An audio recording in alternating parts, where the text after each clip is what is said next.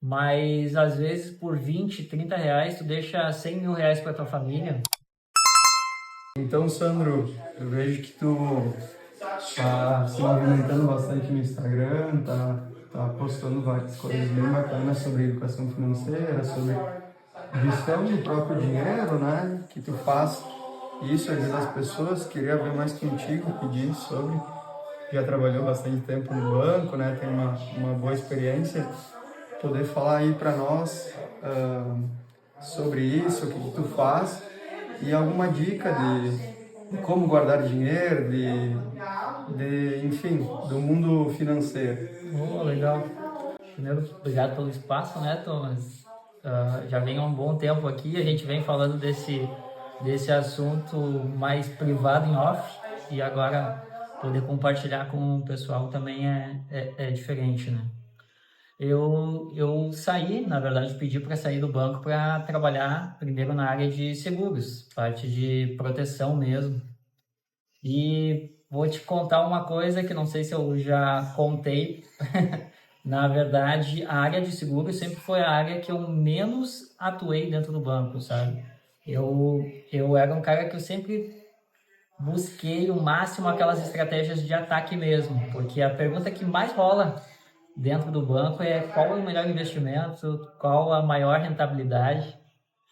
E isso é o que a maioria das pessoas hoje no Brasil acabam buscando, realmente, né? Porque a gente vê um reflexo disso é pessoas querendo dinheiro mais fácil, através de jogos, através de apostas, loterias, através de day trade, que dentro do mercado de ações existe também a possibilidade de ganhar muito e também de perder muito, né? E, e todos esses mercados, eles acabam dando dinheiro para alguns, né? Mas tu tem que ter uma mentalidade muito bem organizada e não é para todo mundo, né? Não é todo mundo que vai ser o Ronaldinho Gaúcho, não é todo mundo que vai conseguir ter a mentalidade para operar em mercados mais voláteis. E o que eu vejo é que muitos negligenciam o básico, né? O último líder agora que eu tive junto a mim, ele tinha uma frase que ele falava assim: back to basics. Quando começa a ficar com algum problema, tu tem que voltar ao básico. E às vezes o básico é a gente guardar um dinheiro todos os meses, montar aquela reservinha, porque não tem, quando a gente tem dinheiro na conta, fica muito mais fácil de ter a tranquilidade, né? A gente vê, surgiu um imprevisto, estragou daqui a pouco uma máquina de cortar cabelo, tu sabe que tu tem uma reserva ali para poder remediar.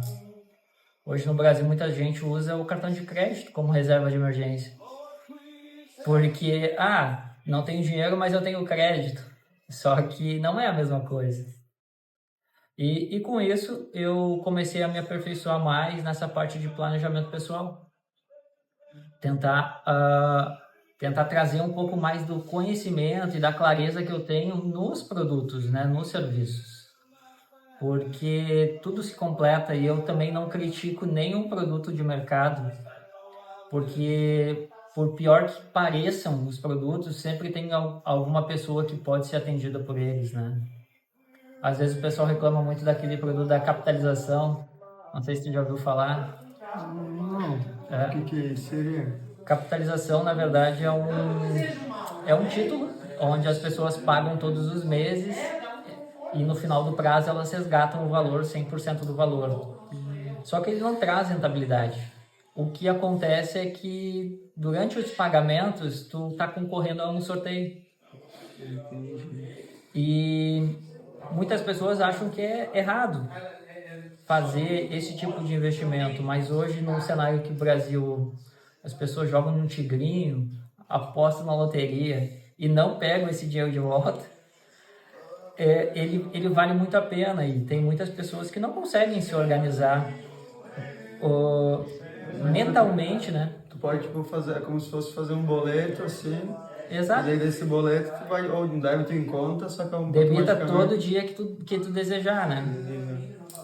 Só que ele tem umas características de, tu não pode resgatar antes de um ano, senão tu perde. Tem a carência. Tem uma carência. E isso, cara, ajuda muita gente que possui, às vezes, falta de controle, né, para poder fazer a gerência. Só que, ao mesmo tempo, não faz com que a pessoa não gaste dinheiro em vão. Dizem que é um dos piores produtos, mas, cara, eu já vi muita gente conseguindo passar o fim de ano com um resgate desses, com uma situação dessas, né? E tudo tem, né, um produto para cada pessoa específica. E isso que é o legal das finanças.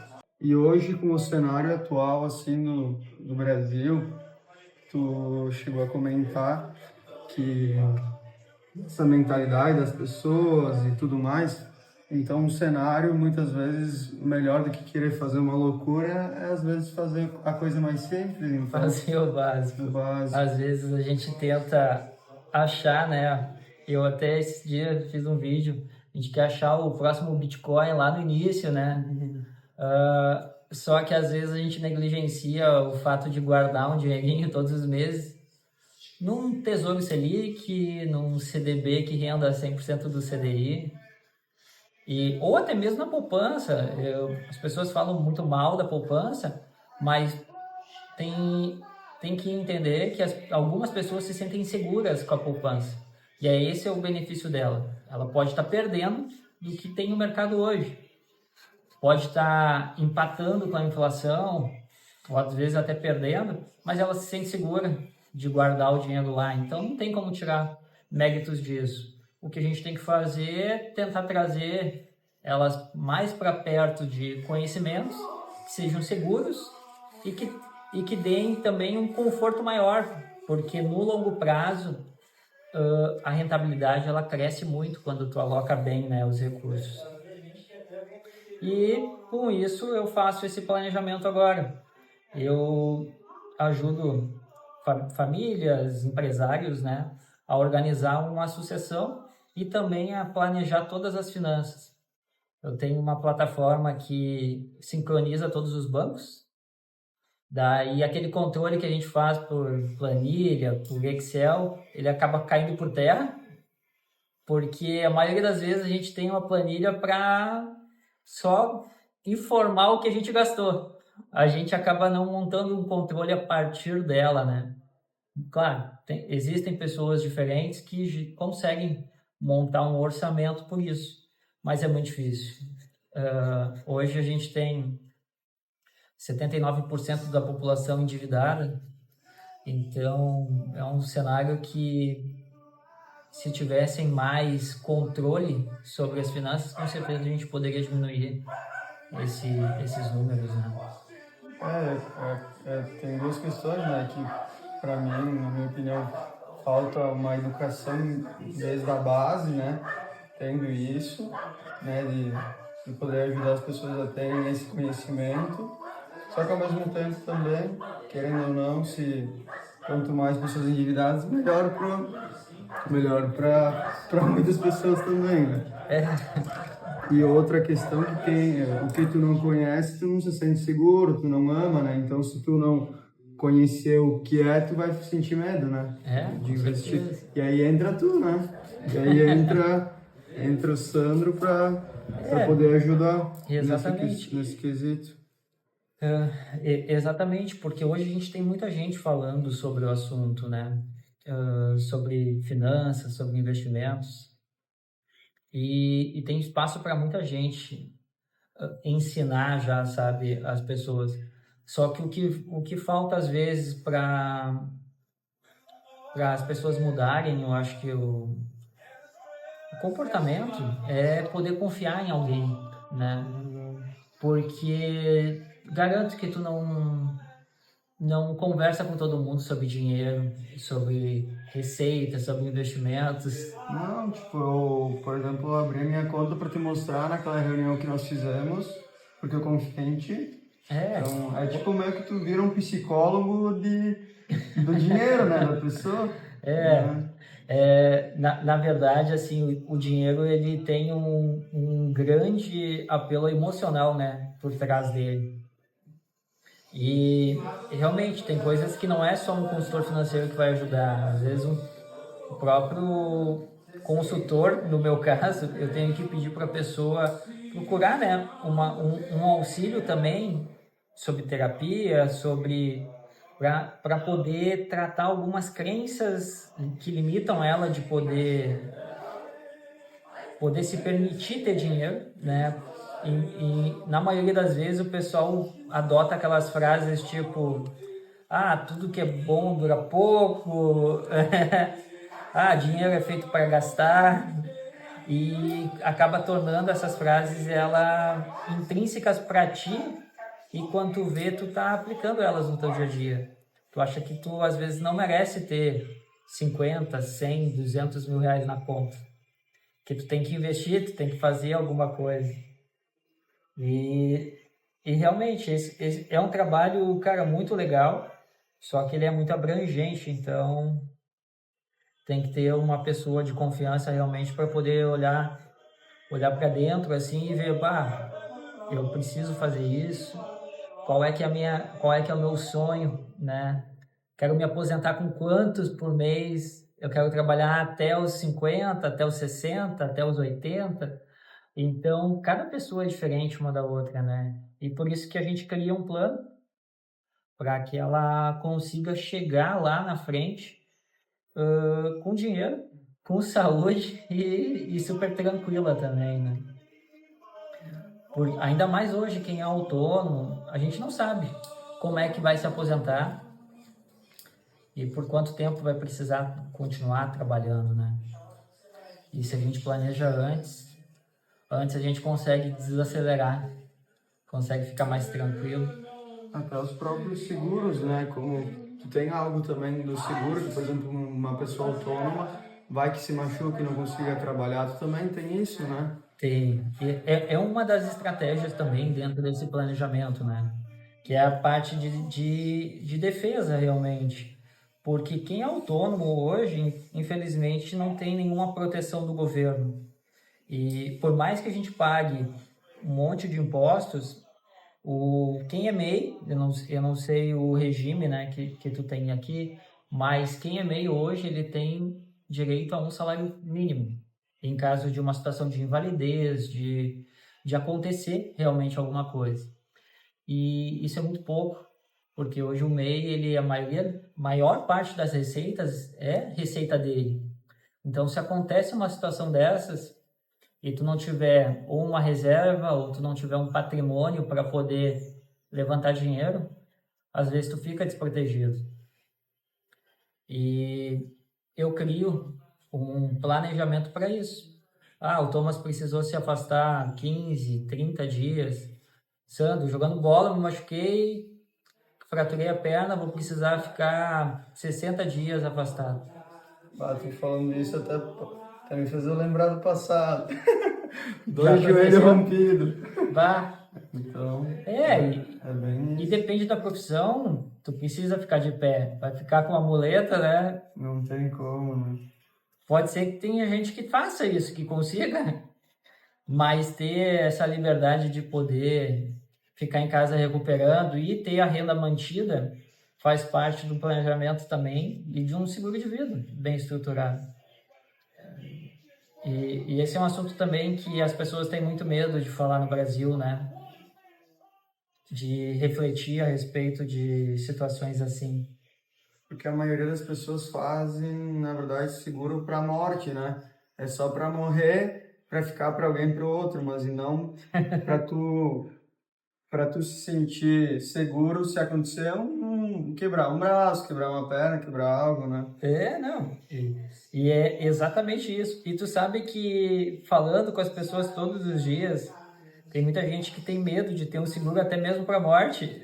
Porque daí tem medo de morrer. Não sei, mas intrinsecamente as pessoas têm às vezes de eu vou deixar 500 mil para minha mulher e, e o que ela vai deixar? Tipo, pá, tô valendo mais agora, amor. Não sei o que passa, né, cara, mas... É a cultura, né? O Mas pensamento. e é muito louco isso. Porque ao mesmo tempo a gente tem que ter essa positividade de que não vai acontecer, mas a gente também pode se planejar, né, para que caso aconteça, tu tem um amparo, né? Hoje é muito difícil juntar dinheiro. Se tu for analisar assim, né? Tu tem que ter um planejamento já de um bom tempo ou ter feito muitos bons negócios ao longo do tempo. E as pessoas, às vezes, para chegar em 100 mil, demoram anos, né? E o seguro, às vezes, cara, eu não gosto de falar de preço, né? Mas, às vezes, por 20, 30 reais, tu deixa 100 mil reais para tua família, para que elas consigam, pelo menos, sobreviver por um bom tempo, consigam fazer um inventário, que cada vez está ficando mais oneroso aqui no Brasil, consegue, daqui a pouco, ajudar o teu filho na escola, ou deixar também a formatura, a faculdade dele paga. Então são coisas que é legal, assim, de tu pensar e se proteger, porque a gente nunca sabe, né? Eu até abrindo um parênteses, até na minha família, tipo, eu perdi meu pai com 48 anos, então em 18 dias ele estava trabalhando super bem e acabou falecendo. Enfim, por doença e tal.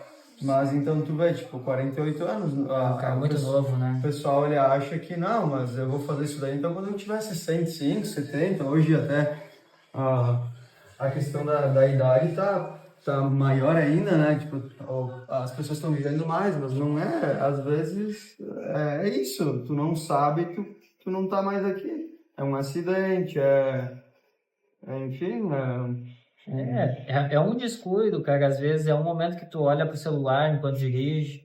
tu tá jogando futebol com um colega, um pai de uma colega da minha namorada, jogando futebol, infartou. Então, sabe, 43 anos. Que loucura. Essas coisas que, quando que tu vai adivinhar, sabe, né? Então, não é que, é como tu falou, não é que tu tá pensando negativo, agora que eu fiz, agora eu vou morrer, ou, enfim. Na verdade, é por tu amar também a tua família e pensar neles, né? Tipo, vá que aconteça, eu pelo menos vou deixar eles tranquilos por um tempo. E é exatamente esse o pensamento de pessoas que têm mais clareza, né? Porque a gente vê essas situações, e eu não sei como é que foi para ti perder o teu pai ali, e se ele tinha algum tipo de seguro, alguma proteção na época. Mas com certeza, se ele tivesse deixado um cheque para tua família, as coisas teriam sido não que o peso emocional não fosse o mesmo, né? Sim, o luto vai ser o mesmo, mas a questão de teria algo a menos para se preocupar, né? Exatamente, exatamente. Porque de repente teu pai ajudava financeiramente a família, Com certeza. era um pilar, sabe? E às vezes a renda, cara, demora até a gente conseguir, né? Tem uma Mas estatística, desculpa, pode falar. tem uma estatística que quando vem a faltar o pilar financeiro da família, a esposa, para chegar no mesmo nível, ela chega a levar 5 anos. É muita coisa. Imagina só, tipo, querendo ou não também, por exemplo, meu pai, somos eu e a minha irmã, então, 2 filhos, daí a minha mãe só mais trabalhava, eu perdi com 18, então eu tava começando, Tava assim, começando. na barbearia, até deu, graças a Deus, tudo certo, porque eu assumi a barbearia lá, então eu comecei a ganhar mais, mas imagina se eu fosse que tivesse 15, 16, como que eu iria poder ajudar minha mãe, né, eu tava daí com 16, eu tava começando a cortar cabelo, então muda, né? Tipo, realmente. Mas e falando tudo isso, como que podemos te encontrar, Sandra? Como é que, além, claro, do perfil aqui, tem algum link, alguma coisa que podemos te encontrar ou no direct mesmo é o mais o fácil? canal mais acessível é o Instagram ali, né? Dentro do Instagram tem o meu link ali, tu pode clicar e me mandar um alô ali que eu respondo todos. Às vezes não sou tão ágil porque também tenho a experiência do dia a dia, a rotina do dia a dia, né? Mas tem também um link dentro do meu perfil. Tu pode ir lá colocar se tu precisa de um auxílio para as finanças, se tu quer alguém para conversar a respeito, e até mesmo só conhecer o meu trabalho mais por dentro, tem como marcar comigo lá uma agenda, questão de 30 minutos ali, a gente já tem uma ideia se eu posso ajudar, se eu não posso, se eu posso recomendar outra pessoa também, né? E é isso aí. Estou aí para somar nas finanças e na vida das pessoas.